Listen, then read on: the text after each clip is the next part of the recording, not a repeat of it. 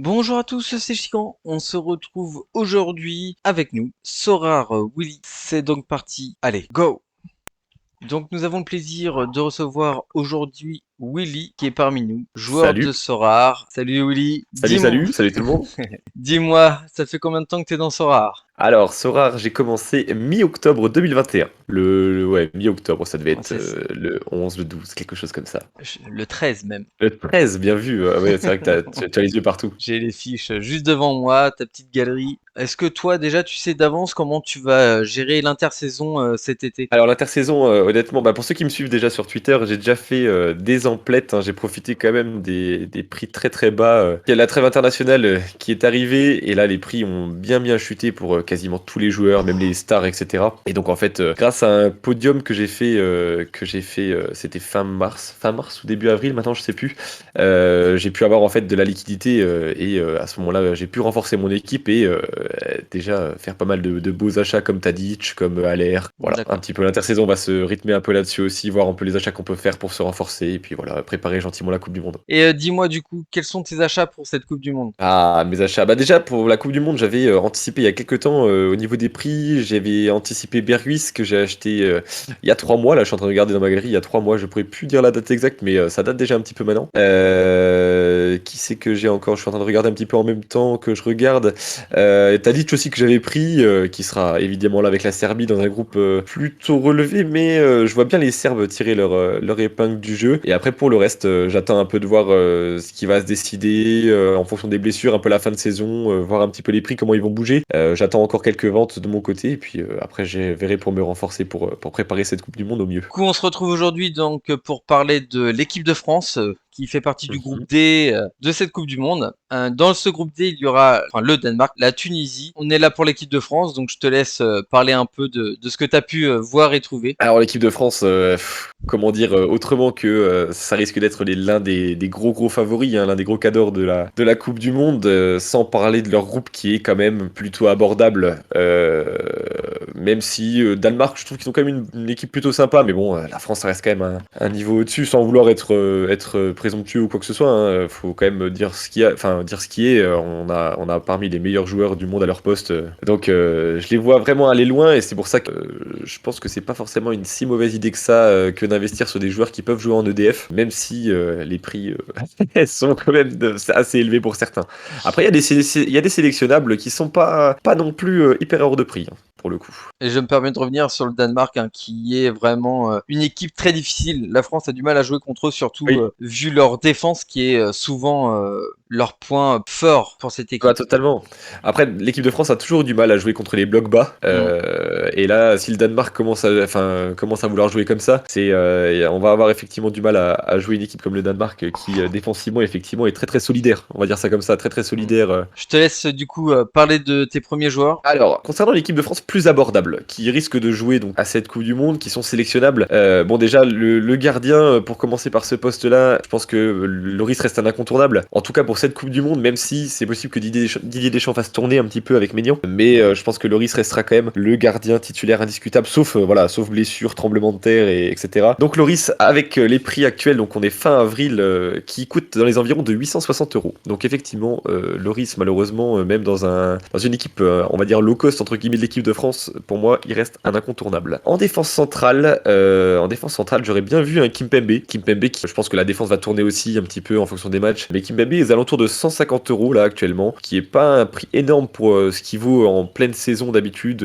Donc c'est pas un si mauvais choix à faire. En attaque, évidemment, je pense que c'est possible aussi que Giroud soit appelé. Giroud, c'est un peu pareil. Alors ok, il est un peu vieillissant, etc. Mais en équipe de France, c'est un des joueurs qui répond toujours présent. Et en extra, j'aurais bien vu un petit Lucas Digne qui est capable de faire des beaux scores, parce que c'est un joueur qui va jouer sur les côtés, mais qui va énormément monter, déborder, centrer, donc potentiellement passe décisive assez régulièrement, et puis très présent dans la construction du jeu de l'équipe de France quand il joue en tout cas. Donc pour moi, c'est pas une mauvaise idée non plus de voir pour Lucas Digne, qui est à 89 euros actuellement, aux environs de 89 euros. Donc ce Ouais. qui est pas Je vois totalement il est marqué blessé aussi actuellement. oui, actuellement blessé, effectivement. Donc, est-ce que son prix, j'ai pas trop fait attention à la courbe de prix, est-ce que son prix on a déjà pâti ou pas? Là, Mais si pour jamais, moi, il y en a qu'un seul en vente, hein. Il serait aux alentours de 150 euros. ah Oui, bah tu mais vois, moi quand j'ai regardé il y a une semaine un petit peu quand j'ai préparé tout ça, il était à 89 euros. il y en Bah a c'est pour ça aussi, je pense que voilà, il y a très peu d'offres. Après, voilà, peut-être à voir, peut-être que quelqu'un voudra le vendre entre-temps, peut-être que cet été quelqu'un aura besoin de liquidité et qu'il le mettra en vente. Peut-être scouter un petit peu ça et vérifier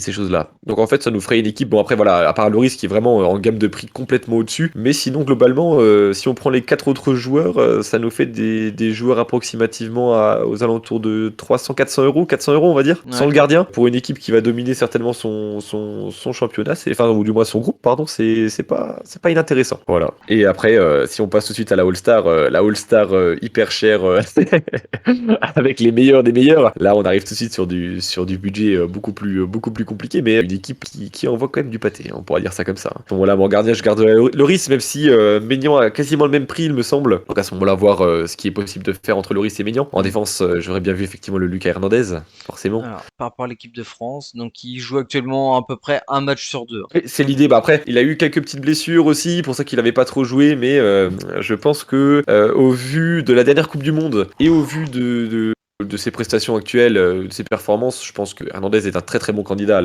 être titulaire en équipe de France à la Coupe du Monde en tout cas. Qu'au milieu, j'aurais bien vu du coup notre N'Golo Kanté national. N'Golo Kanté, voilà, fidèle à lui-même, 4 poumons, voilà, hein, c'est un joueur absolument incroyable, je trouve. Enfin, on a une chance inouïe d'avoir un joueur comme ça en équipe de France. Il est un véritable travailleur de l'ombre, mais je pense qu'il pourra faire des très très beaux scores de par ses interceptions, de par ses retours défensifs, etc. Je pense que ça, c'est un très très gros atout dans une équipe, que ce soit une équipe de France ou dans une équipe SO5, pourra avoir des petits last man tackle ou des choses comme ça peuvent être vraiment sympas. C'est son Ascore qui fait tout avec Kanté, c'est quelqu'un qui se bat, qui va récupérer les ballons et j'avoue, c'est pas négligeable, surtout là pendant la Coupe du Monde, je pense qu'il va être à 150%. Donc Totalement. Ah oui, c'est un joueur qui va vendanger, hein, et qui va pas compter ses efforts. Donc clairement, ouais, je pense que c'est pas une piste à négliger en tout cas. Derrière, forcément, moi j'aime beaucoup jouer quand on voit sur Twitter mes équipes. J'aime beaucoup jouer avec en extra soit un attaquant, soit un milieu. Dans tous les cas, là en attaque, j'ai placé Mbappé, hein, forcément.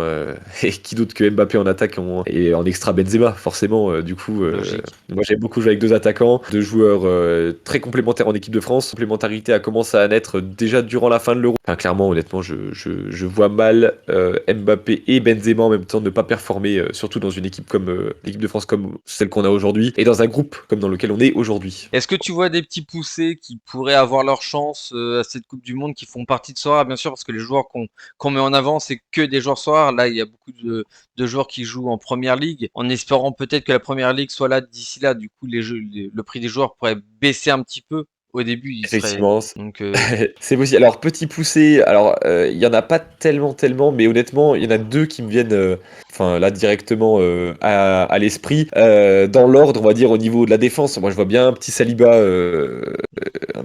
se positionner en tout cas, même si c'est effectivement un poste très concurrentiel en équipe de France, hein, quand on a les Koundé, Varane, Kimpembe, etc., qui ont déjà fait quand même quelques matchs en équipe de France. Enfin, je veux dire, je parle surtout de Koundé, Varane, effectivement, c'est capitaine, etc., derrière quand c'est pas Loris qui joue, voilà. Mais Saliba, au vu de la saison de l'OM, enfin la saison qu'il fait avec l'OM, je pense que c'est pas un jeune à négliger. Et je pense qu'il peut avoir sa chance effectivement durant cette Coupe du Monde et peut même peut-être même se révéler encore plus qu'il n'est déjà, parce qu'effectivement, comme dit, sa saison est quand même c'est déjà une très très belle saison quoi, oh oui, très très qu'il réalise belle. là. On va dire qu'il fait une moyenne de 60 points. La moyenne, hein, Ah si bah tu parles bien. voilà, c'est ça. C'est assez fou. Hein. Donc c'est le pire au-delà de cette moyenne-là, c'est que c'est très très régulier quoi. Je veux dire, quand on voit son L5, L15, L40, c'est très très très régulier.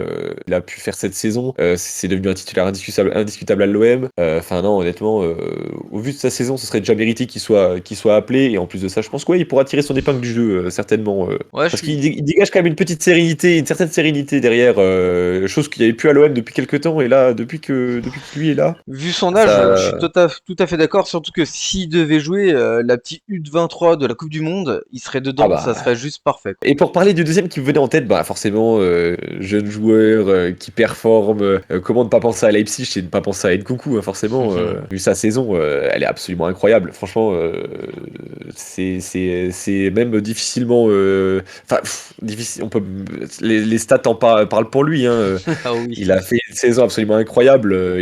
C'est pas qu'il a porté Leipzig, mais bon, honnêtement, il a été quasiment décisif sur tous les matchs. C'est l'un des joueurs phares de cette saison de Leipzig qui permet quand même les matchs, les matchs qu'il gagne. Franchement, c'est en grande partie du moins grâce à ce qu'il vendange devant. Hein, Alors après, moi, honnêtement. le problème que je lui trouve, c'est que c'est soit il est décisif, soit il a pas de score. Oui, effectivement, bah, c'est un peu, bah, honnêtement, son compère André Silva à Leipzig aussi, quand il joue, André Silva, s'il marque pas, le problème qu'il y a, c'est que ça fait pas des gros scores. Et effectivement, Nkunku, c'est le cas aussi. Mm. Mais, je pense que dans une équipe comme l'équipe de France, au vu de sa qualité technique, de sa vitesse, etc., il y a quand même de grandes possibilités à ce qu'il fasse la différence et même des gros A score dans une équipe qui va jouer comme celle-là. À savoir, par contre, c'est qu'il sera plus U23 pour la Coupe du Monde. Oui, ça, c'est Mm. le problème. Un poil vieux.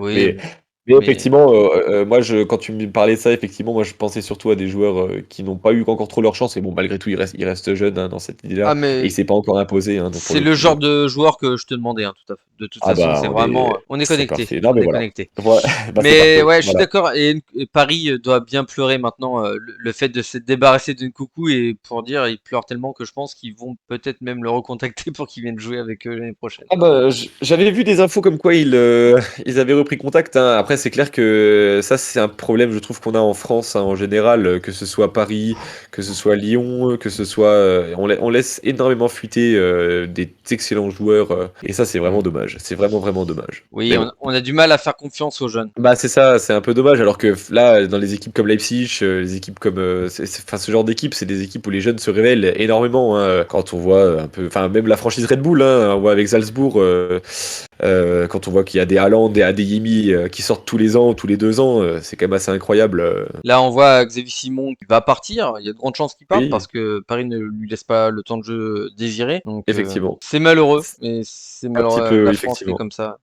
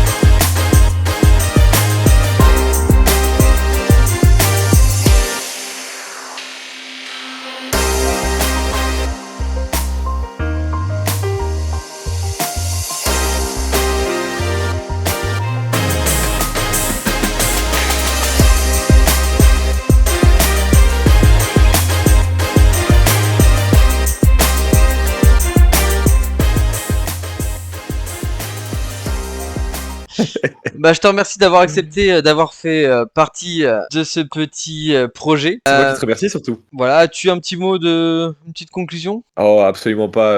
Inscrivez-vous sur Sorare, c'est absolument incroyable. On fait des rencontres incroyables et la communauté est absolument formidable. Voilà, rien de plus, tout va bien.